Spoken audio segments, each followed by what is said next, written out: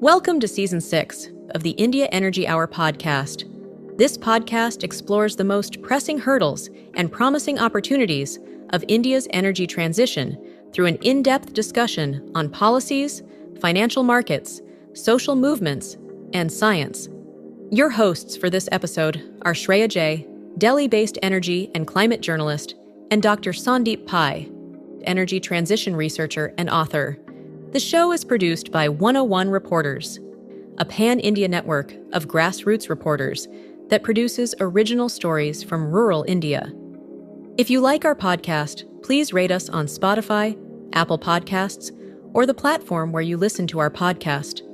Your support will help us reach a larger audience.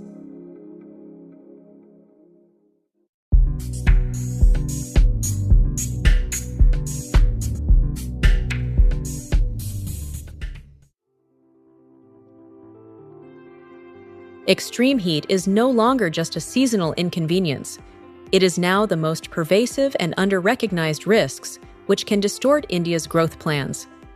As temperatures rise, the impacts are being felt across health systems, labor markets, agriculture, and energy demand. Yet the issue remains fragmented in how it is understood and addressed. We present a special two-part series exploring how heat is emerging as a defining climate and development challenge, and explore probable solutions. For the first part of the series, we are joined by Kartiki Negi and Dr. Vishwas Chitale to understand the science of heat and its growing prominence in India's climate reality. We discuss challenge of data collection, underreporting, and poor understanding of heat in the public discourse, and how it evolves into a living and livelihood crisis. Negi is Climate Impact Leads at Climate Trends, where she builds compelling narratives on impact extreme climate change and extreme weather events across socioeconomic sectors. Dr. Chitale is Fellow and Lead Climate Resilience at the Council on Energy, Environment, and Water. His work focuses on assessing risks and building resilience. His latest report on heat data highlights the growing intensity of heat stress across India and the urgent need for better data, stronger heat action plans, and climate-resilient systems.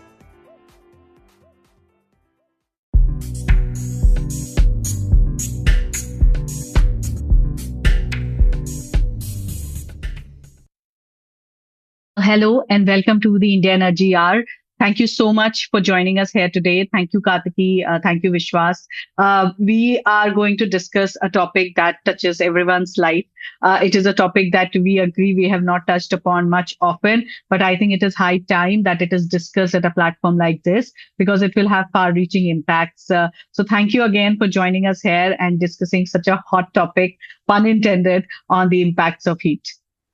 Thank you, Shreya. Thank you, Shreya, for having me on the show. So as I was mentioning, we are going to discuss about heat and heat impacts, and it is a topic. It is something that impacts everyone's life. It is not just a laborer who's out there working in the field. It is the agriculture sector. It is the energy sector. It is the health worker, frontline workers. Everyone. It will have far-reaching impacts on all aspects of the economy. But before I jump into this topic, our listeners would love to know a little bit about yourself. I'll start with you, Kartiki. Me and you come from the same pedigree of journalism background.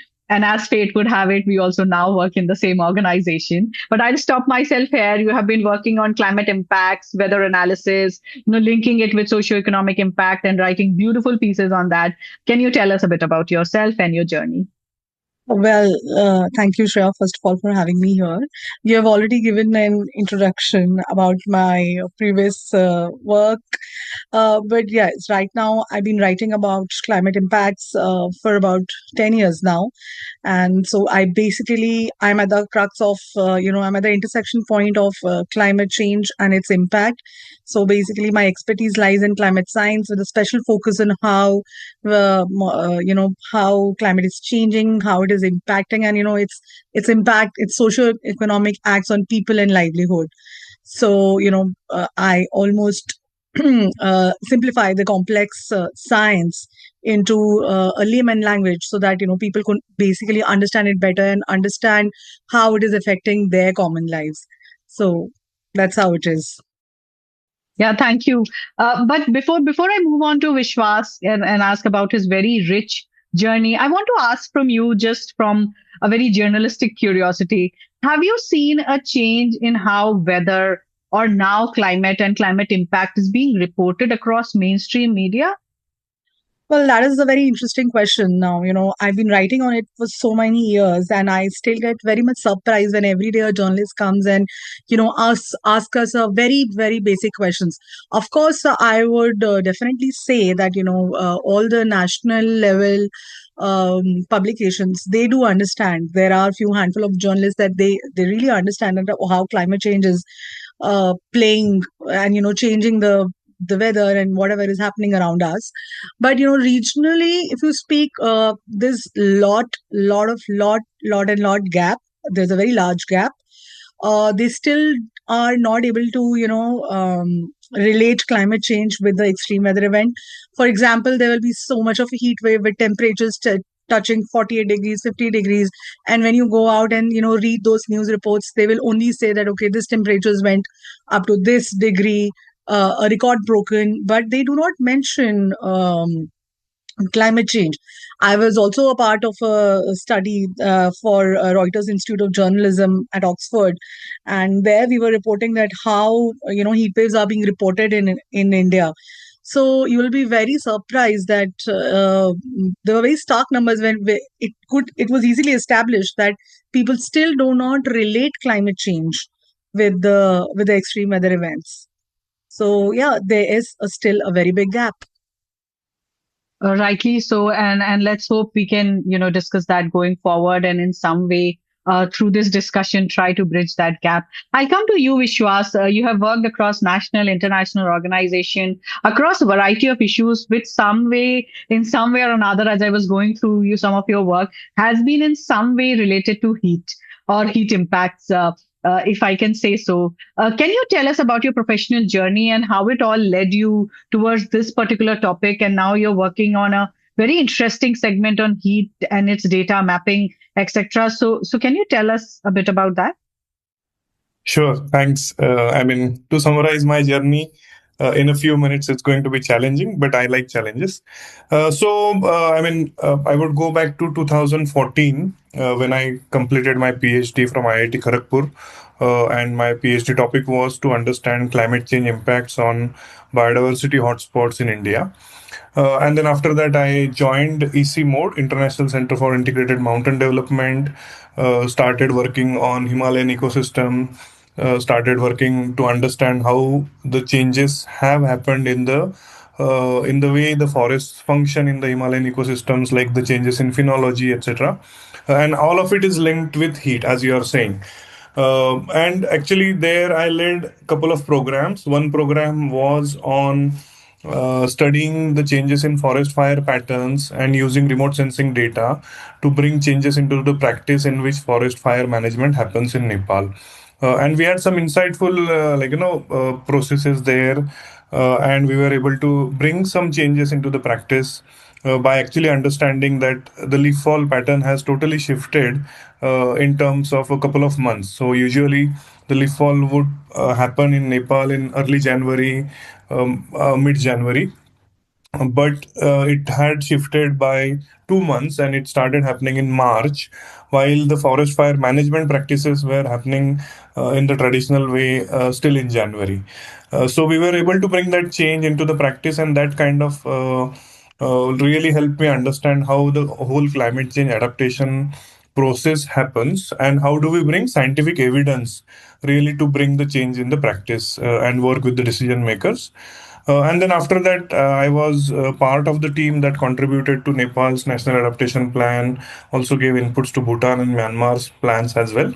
And that was kind of a deep dive for me to get into the space of climate change adaptation. And it continued. So I was really dragged towards climate change adaptation significantly due to these processes. And then I moved back to India in 2022 and started working with GIZ. I led their AI for Climate Action program there. So it was again a lot of exposure towards new age technology, use of AI. We worked with Niti Aayog very closely to look at the use cases of AI for climate adaptation and all. And then since almost last 3 years, I am with CW, leading the climate resilience team, and it has been quite a enriching journey to work with various states, and also to see how things have advanced in case of India in terms of looking into the new research, as well as bringing out new insights on the topic of heat risk, and also really how it is being dealt at the very local scale. So it has been all in all, quite a bit of a enriching journey as such in last 10 12 odd years. Absolutely, and your journey is a good segue into our topic. And I'll start with a very broad questions, which is that heat waves are no longer very isolated.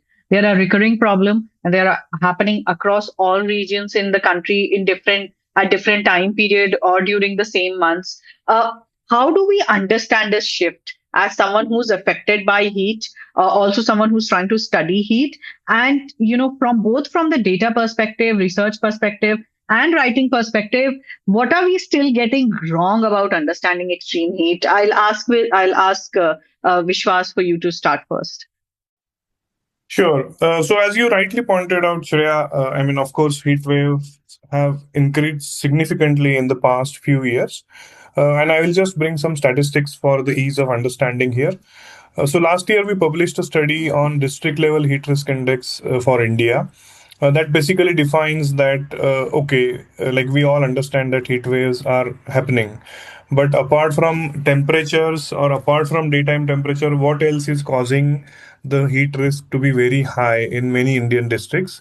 And we looked at a combination of 35 different variables for all the districts of India, and the findings are quite staggering. The findings suggest that nearly 60% of districts in India, which cover nearly three-fourths of India's population, falls in high to very high heat risk. And not necessary that these districts are facing recurrent heat waves. So that's also an important aspect. Heat waves might be coming and going, but the risk to extreme heat remains there.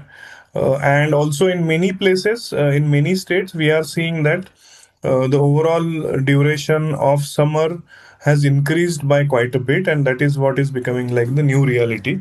I am here in Pune, and the temperature, like day before yesterday, was 41 degrees Celsius. In Pune, in my whole life, I have never seen such high temperature, and this is just in the month of April already. So this is like, as you said, this is becoming the new reality. Also, maybe we can talk about daytime temperatures, but what is also happening is the nighttime temperatures are increasing quite significantly, and that is, we call it kind of a silent killer, which impacts human bodies in a very different way. It leads to dehydration, excessive exhaustion, etc., and which puts a lot of stress on the humans as well as other living beings. So we have to really move on from also just the approach of looking at how the daytime temperature is behaving, while we should also focus much more on the changes in the nighttime temperature and the relative humidity as well.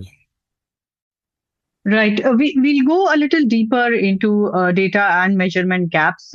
But from the perspective of reporting on this, Kartiki, do you think that extreme heat, sorry, is still treated as a sporadic weather event and not, deeply reported, deeply written about, and which in turn obviously has a ripple effect on how policymakers look at it. But just from the, a point of view of reporting it, talking about extreme heat in various communications channels, mainstream media, conventional, unconventional media. What are your thoughts?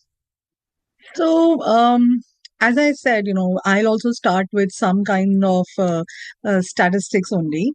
So, I will talk about the 2022 heat wave, which was kind of like uh, there was a heat wave in 2022 which was reported. So that showed that only 14% I'm talking about English media first, only 14% of the English articles linked heat wave to climate change.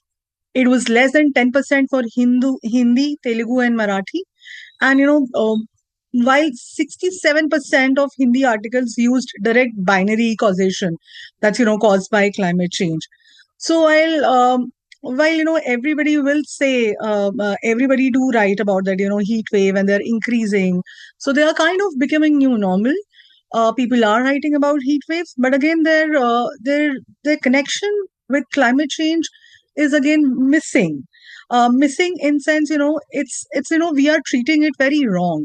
We are just treating it as a temperature issue.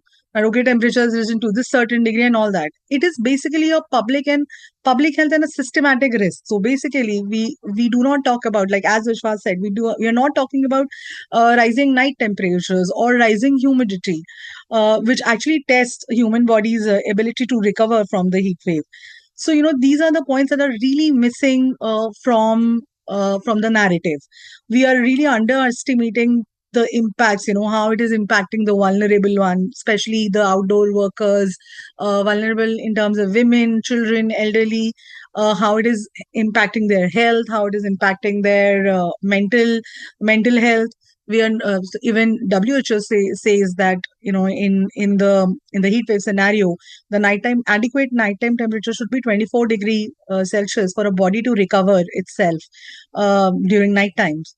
But that is, we are not giving the kind of focus that we need on, when we are reporting on the heat wave issue. We are just treating it as a temperature issue. Whenever there's a report, they will only write that temperatures have gone up to this much, it has broken this record, but not any other connection. Absolutely, that's a fantastic point, that there is no linkage that is being done you with public health or for infrastructure creation, which could actually allay some of these concerns on high temperature, especially nighttime, and humidity. Vishwas, I remember during one of your presentations, I think at the Mumbai Climate Week, you had talked about collection of data, how it is very difficult. Though there is some national level data available, there is still a lot of gaps in data and data collection that is done at regional and local level, and then it leads to kind of a domino effect where local policymakers or local researchers are not able to present the problem as they would want it to be. Can you explain that point a little bit more and tell us how that gap can also be fixed? Yeah, sure. So I think, yeah, I mean, when it comes to data and especially in terms of overall climate change impacts, I think climate change in that sense is a fairly, I mean, I would say new topic for many administrators as well as maybe many of the folks who are working at very much at the local scale. Because climate change also is a fairly complex topic to understand. When we talk about heat, or when we talk about heat related illnesses, or when we talk about, again, as I said, changes in daytime temperature, nighttime temperature, etc., I feel that, I mean, so far it is not very well understood. It might be understood in parts by the state level decision makers or administrators, etc. Maybe also there are examples in the cities which have heat action plans. Maybe the local administrators also understand it. But I feel that there is much more requirement or much more need to work on strengthening the capacity at the local scale to understand the importance of this kind of data. Now, if we look at a national level program on climate change and human health under Ministry of Health and Family Welfare, there are guidelines of capturing the data on heat related illnesses, and there is the IDSP portal on which every 24 hours the data has to be uploaded by the local level health officials. But when we are looking at, say, heat related illnesses as one of the key issues at the ground level, the identification of heat related illnesses or treatment of heat related illnesses, etc., there are, there are still capacity related challenges, because again the protocols are still getting defined, the guidelines exist, but implementation is still being in place, etc. In that case, I feel we need to work on strengthening the capacity at the local scale to document the data, to first of all understand the importance of this kind of data. And then I think in the coming years, India will have a very rich data set that we can look at, and that will really tell us. Like, say, for example, I will just tell you that in case of Ahmedabad Heat Action Plan, it is first city level heat action plan in South Asia.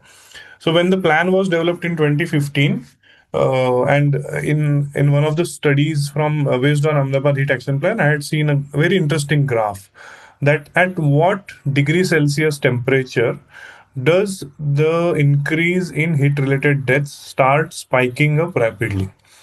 And this was possible because Ahmedabad was collecting that data for a few years, and they were able to correlate it with it. And then, I mean, this is the time of 2015, 2016. That time, we were very well able to, we can see it in the graph. We can see that after 43 degrees Celsius, there is a sudden spike in the number of heat related illnesses and heat related deaths, which means that that time Ahmedabad had that kind of threshold that people were able to tolerate up to 43 degrees Celsius. But beyond that, it was becoming kind of a really, like, kind of impactful temperature when there was sudden increase in the temperature and a sudden increase in heat related illnesses and mortalities. So if we are able to document such evidence from various cities in India, then the alert that IMD gives out on, say, 24-hour forecast or 72 hours forecast, and if we are able to correlate that, okay, now at 41 degrees Celsius, maybe X city has a threshold that suddenly there is a, like, likelihood of increase in heat related illnesses, the preparedness and immediate response should be ramped up. So really, to get that kind of decision making aligned in real time, I think we have to work on establishing these kind of data documentation standards, and also work on them and really bring out that evidence that the decision makers will be able to appreciate that, okay, because we did X, Y, and Z in terms of documenting and capturing this data and maintaining it over the years, we are now able to enhance our real time decision making capacity. I think once we are able to show that, then of course everybody would be able to understand the importance of it. Right, absolutely, and good you mentioned it, because I wanted to go into this deeper. That even when data does exist, it doesn't translate into kind of a public urgency or a policy action, or the kind of urgent policy action that one would expect on an issue like this in a country like this, where you have 8 months, 9 months of summer now, extreme heat events across all regions. I would want both of you to jump in, but I'll start with you, Kartiki. In your conversations with policymakers, both at national, state, and at regional level, where do you think the lacuna is? That data is present. There are enough instances now which are less than enough to have a forward-looking plan for managing heat, or to have a heat action plan which is actually doable. Why it doesn't translate into like it should? Well, so I won't say that, there's a lot of work that is going on, and especially with NDMA taking the lead and and all these places. But the heat remains under communicated. I feel it's because it's often a silent and a slow onset disaster. It doesn't come like, with the same visual impact as, there are floods, cyclones, even though, if it can be just as deadly as the others are. We also tend to report temperatures, right? Not impacts. I will say this again and again. So the real risk to health, the livelihoods, and if you talk about productivity, doesn't fully come through. So I feel, in my view, to do better, we need to shift from reporting numbers to reporting risk, especially linking heat to hospitalizations, worker productivities, and the economic loss. For policymakers, while I think Vishwas could weigh in more, but framing heat as a public health and economic issue and not just an extreme weather event, is the key. And most importantly, the communication also needs to be local, at the regional level. It should be timely and actionable. So that people should know that, okay, it's not just that it's hot, but also what it means, that what they should do, what are the changes that they need to bring in their lifestyle. So yeah, I feel that this is what is missing. Sure, Vishwas, you want to respond to what Kartiki just mentioned, and also if you can, touch upon a bit of a social aspect to it, because heat, it might affect everyone, but to the most least privileged part of our population, the lowest strata of the society, are the ones who are in the first line of impact. do you think that there is not much hue and cry over heat as a disaster action, because obviously the imagery is missing, but also because the kind of population that is impacted the most, if I can say so? uh, Please, Wayne. Yeah, I mean, heat, as I said, also is a fairly new topic for many of the folks. Like, I mean, just again, as Kartiki said, we just keep on talking about temperatures and not really talk about impacts. And also, very simply, like, I mean, if we were to talk with, say, some lay person who does not at all understand about heat risk index, I would simply say that the summer that they used to experience 10 years back is not the same summer anymore. In very simple terms, and it could be daytime temperature, nighttime temperature, but if you are walking outside now for 5 6 hours in this summer, it is significantly going to have impacts on your health. I mean, as simple as that. So this is the language that we need to now start using to communicate these kind of things. But to your point, Shreya, I think in terms of dealing with heat, I will just talk about little bit about the disaster risk financing landscape and some of the changes that we have seen. So 15th Finance Commission that was active till March 31st, 2025, 2026, considered only four hazards for defining the disaster risk index. And Finance Commission is something that looks at disaster management fund, basically any kind of funds that are related to disaster based allocation comes from allocations of disaster risk index of Finance Commission. Now 15th Finance Commission looked at four hazards: landslides, floods, cyclones and droughts, because the infrastructure, economic losses, overall losses, etc., because of these hazards are much more visible.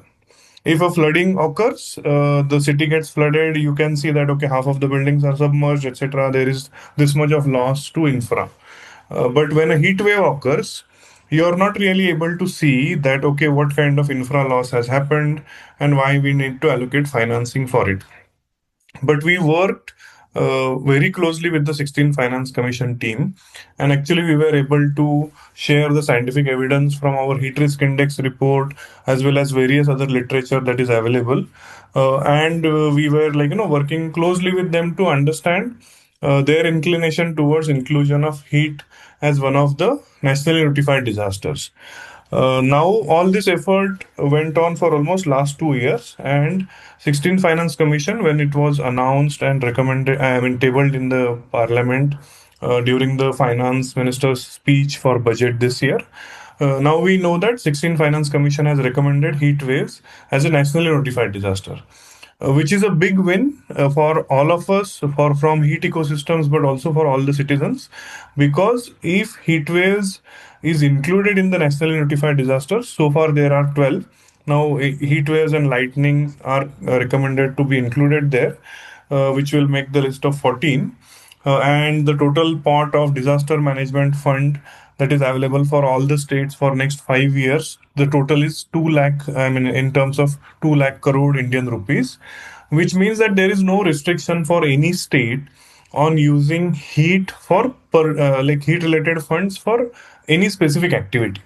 The overall pot is available, and the states now should take up much more proactively on mitigation related activities, preparedness related activities, and all this finance can be unlocked through disaster management from fund from 16 Finance Commission. So this will help really address that challenge at the very local scale. And if we are to look at the informal sector, the informal settlements, many of these settlements, also the affordable housing schemes that are coming up, etc. So I think there is a real opportunity to utilize some of these funds available from 16 Finance Commission to look at how heat mitigation, I mean, how heat impacts can be already mitigated in the structure of some of these schemes, as well as in the informal sector. How some of the schemes, like I know in some cases in the past, parametric heat insurance has been successful to some extent, or cool roofing, green roofing has been successful to some extent. So how the state or city prioritizes on some of these key actions and is able to understand that okay, if we are able to implement X solution, you can cover like maybe 10,000 population, and this is the per person kind of cost to implement that kind of solution.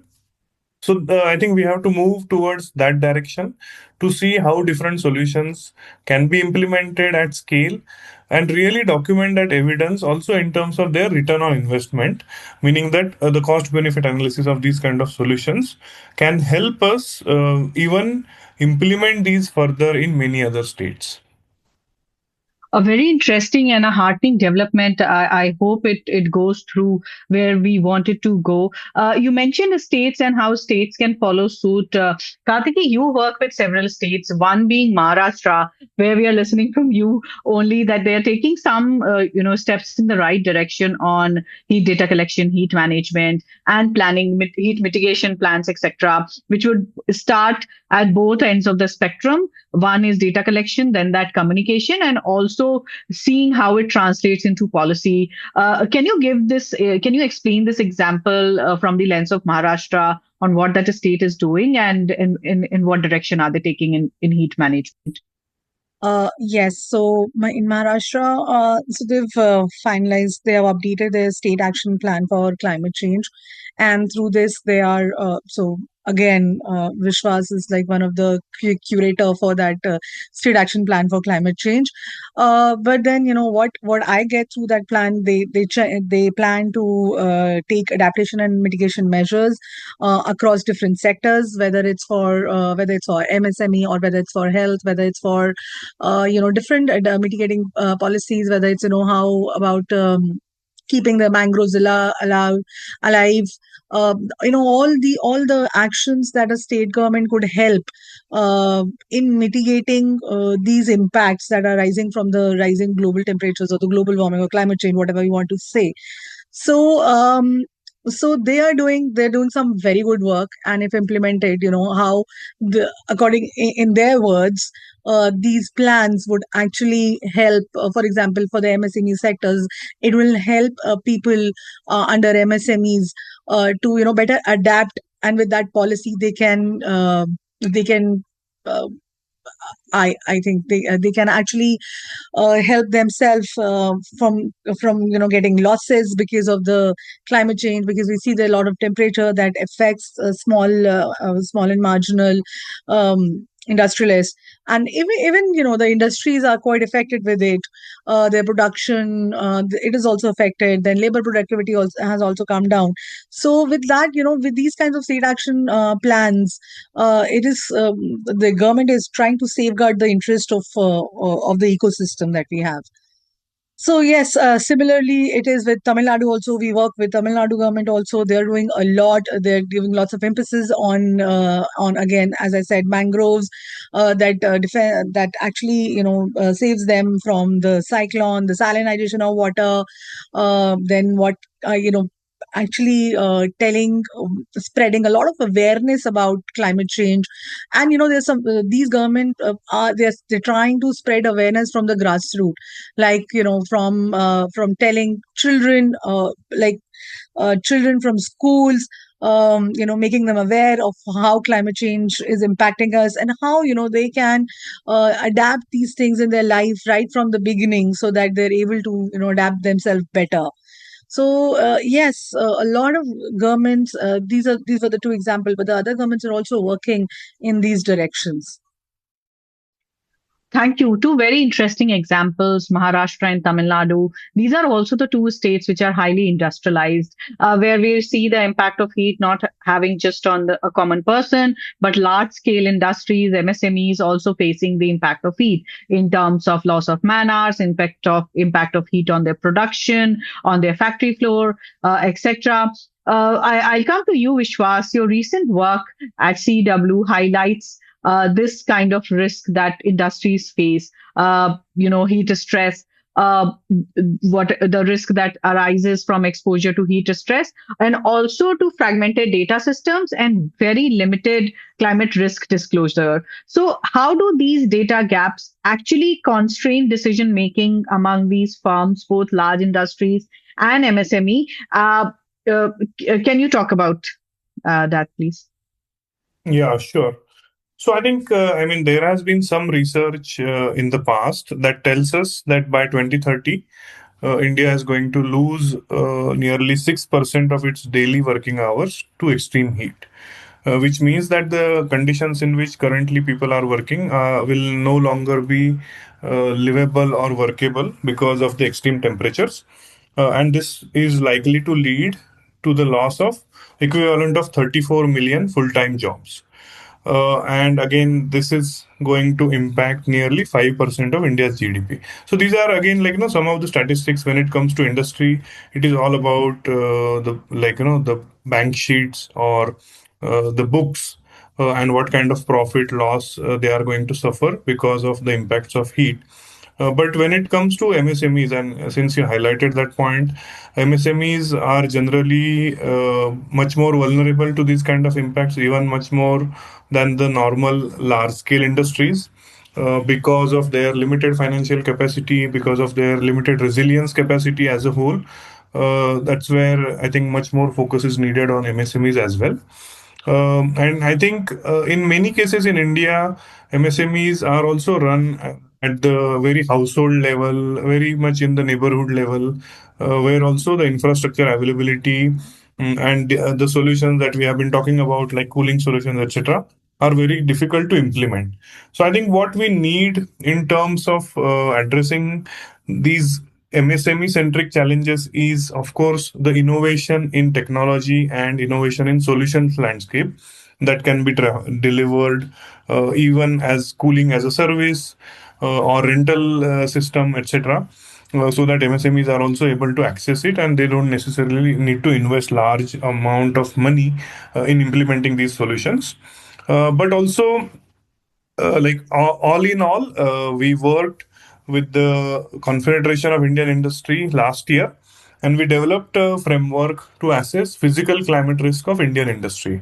And we piloted this framework in three clusters: one in Maharashtra for dairy and food processing industry, one in Odisha for I think it was for steel and iron, and in Tamil Nadu for automobile manufacturing. And especially in Tamil Nadu, some of the discussions with the local industries was quite enriching, because they had that memory of 2015-16 Chennai floods very fresh in their minds. And they were able to correlate with it, and also they were able to say that, okay, like, because the industrial areas are very close to the large cities which are already facing a lot of challenges due to extreme heat, then eventually the industrial area also is facing these kind of challenges.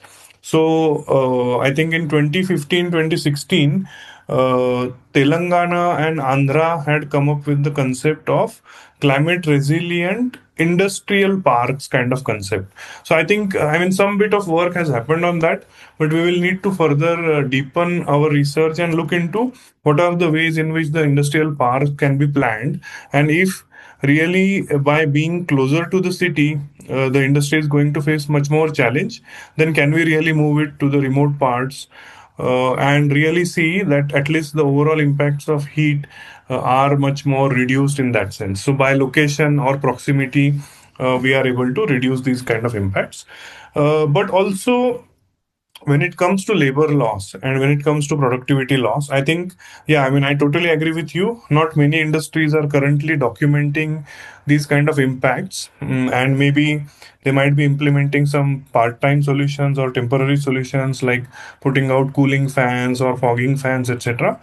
But I think, if a industry is a large scale industry, they really need to think about how do they enhance the ventilation and overall passive cooling of the industrial plant as a whole. Because putting out active cooling solutions is going to put a lot of economic burden on them, because the electricity bill is going to shoot up rapidly, and the effectiveness of these cooling solutions is not going to be sufficient.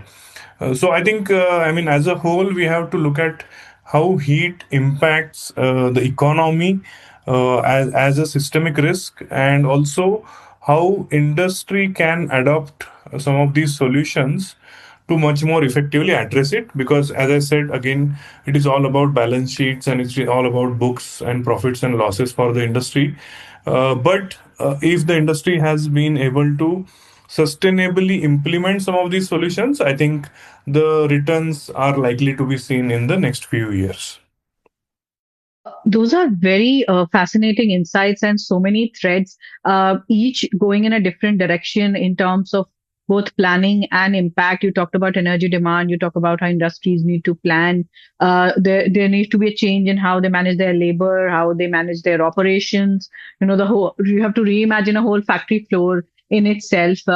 Kartiki, this reminds me of this very interesting discussion that you and some of the colleagues at Climate Trends hosted in Mumbai, along with the World Trade Centers, and we had in the room some of leading speakers from the MSME industries who represented textiles, uh, metals, etc. Also, we had private financiers who talked about how more money needs to come in into heat planning and adaptation planning among industry segment, especially MSMEs.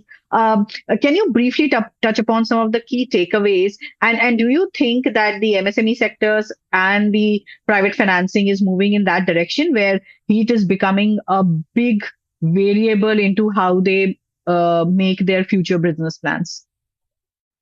Okay, so I'll answer first question first. So yes, there were many people across the industry that came for that roundtable, and then we discussed that how heat is a bigger risk, increasing heat stress actually.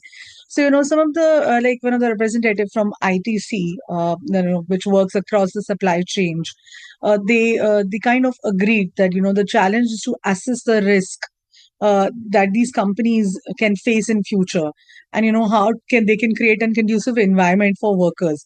So they basically identified some key location where heat is always an issue, but the heat stress will increase multifold in the coming future, and which is going to impact both their operations and labor. So some of them also highlighted that there's a lack of data for risk assessment and future planning. So they're trying to build a controlled environment through which they can have an in-house capacity building and utilizing these traditional techniques. Then there are also high labor density that raises not just the productivity and the labor issues, but that also raises fire and safety risk, especially in the extreme heat timings, which directly affects workers' safety. So women workers. They are disproportionately impacted with these consequences that can carry over to the next generation. So we then they also require a stronger compliance and workplace standards, which as of now over the all these places did had some, but these things cannot be optional anymore. So these are some of the challenges they're facing, and industry is already talking about.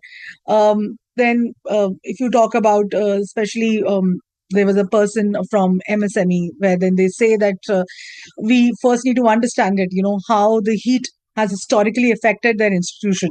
So basically, heat risk is not uniform. It is something different for another sector and different for the other sector. So as Vishwas also said that MSME faces different exposures compared to the banks or some other organization. So the real question is that how capital is being allocated toward these technologies and investments that actually reduce the heat risk. So now the question comes here. So, to answer this, we also had a person from Union Bank of India, their representative. Now, they also have their own challenges. They say that, they said that, until now, the risk assessment was mainly focused on floods and droughts, where you can actually measure the losses. But heat is clearly, that's an emerging one as a material risk.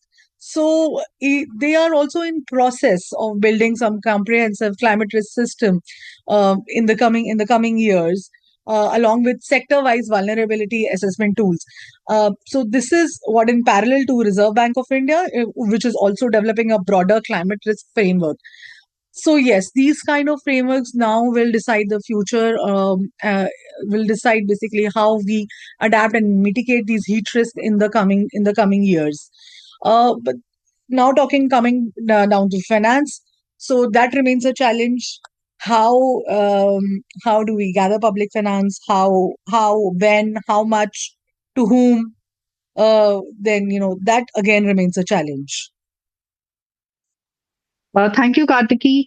On the question of finance, Vishwas, you did mention about the work that you did with the Finance Commission and how it will trickle down to the work that the states and regions and local areas, local administrators are doing. What are your thoughts on unlocking private finance? And I ask this both from the lens of, seeing heat as a business risk, but also including heat as part of ESG framework and seeing how it can unlock kind of finance for adaptation towards heat, both for bigger industries and for MSMEs. Yeah. So in terms of private sector, I think, of course, people have been talking about how do we bring in much more private sector finance for adaptation. But I think everything comes kind of gets stuck at the point of the ROI.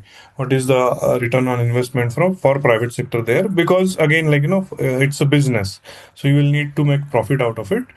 But I think, as I said, cooling as a service has a huge potential in the market. And if you even if you start from small individual level solutions, and maybe in the market now you are seeing much more people using those individual fans when they are walking around. I think, 5 years back these fans did not exist.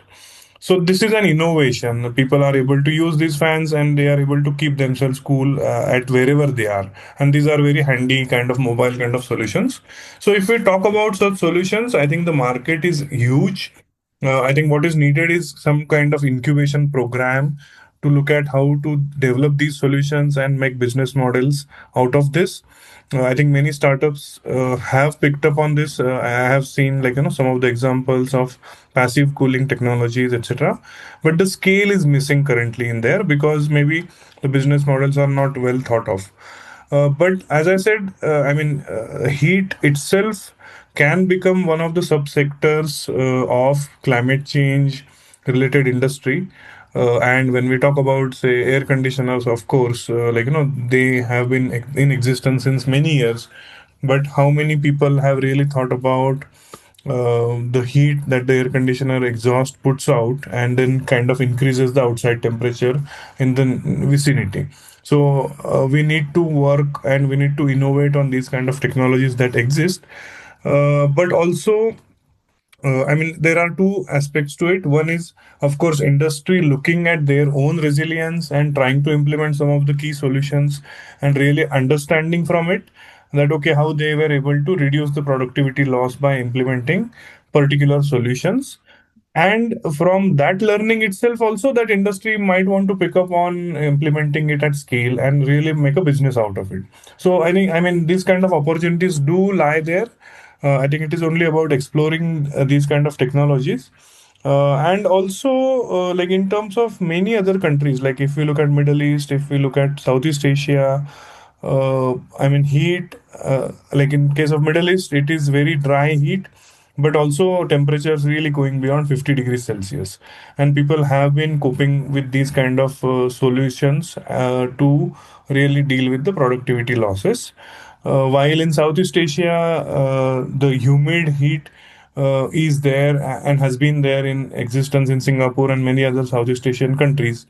But they have also been able to overcome these kind of challenges by implementing certain solutions at scale.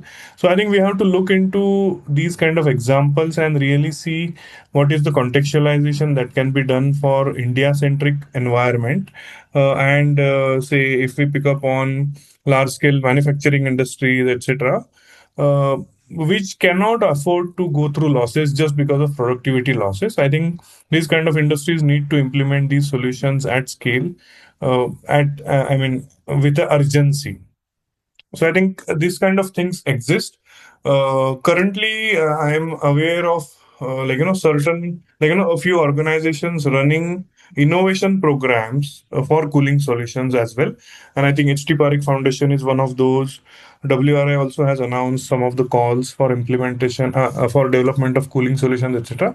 So I think we need to see much more action on that front in the landscape, which will unlock much more of private sector interest to come into this space. And then eventually, of course, it will come with finance. I will just add one more example. Parametric heat insurance, as I said, has been there for many years. For some reasons it worked, for some reasons it did not really work. And if we are able to address the barriers of it, I think it is again, definitely one of the key private sector investments or private sector partnerships that we can unlock through parametric heat insurance or risk pooling mechanisms, etc.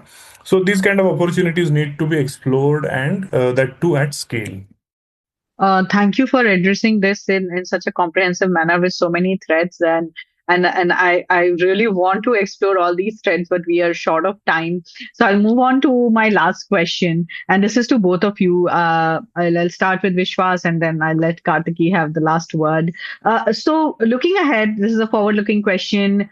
What is that one change that you would want in India's response to extreme heat, and that one change in data, communication, policy, and industry practices? One each. Where do you think one of the significant change that needs to happen? Vishwas. Yeah, thanks, Shreya.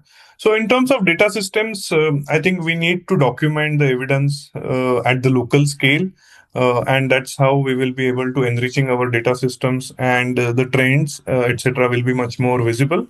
In terms of communications, yeah, I think I will echo what Kartike had said in terms of communicating impacts rather than just talking about temperatures, which people cannot relate to.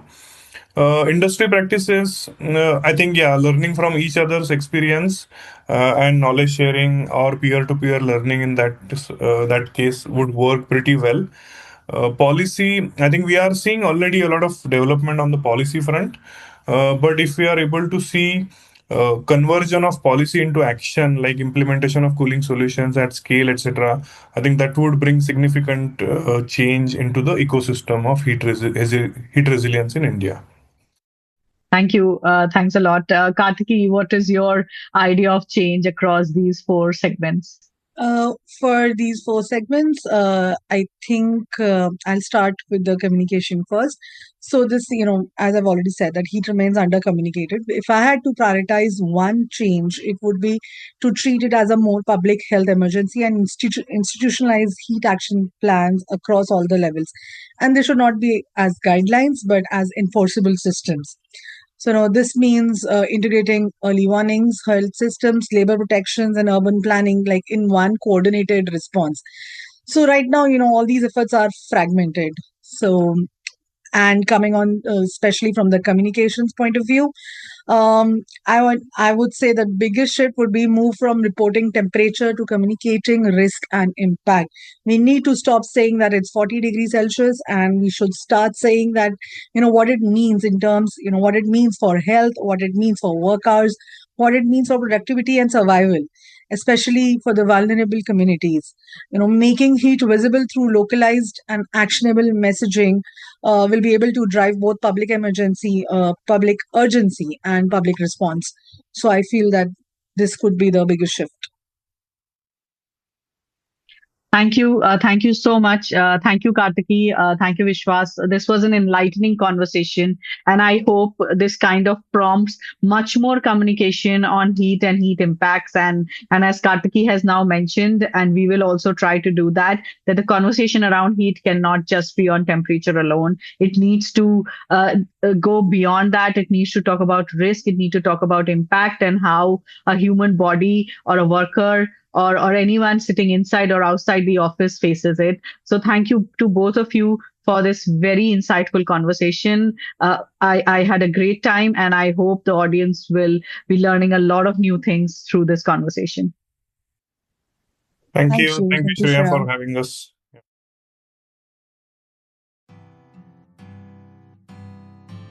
Thank you for listening to the India Energy Hour. Subscribe to this channel to never miss an update. To drop us a feedback, visit our website or write to us at theindiaenergyhour@gmail.com. We are on Twitter. You can follow at TIEH Podcast and get in touch with the two hosts at Shreya J and at Sandeep Pai.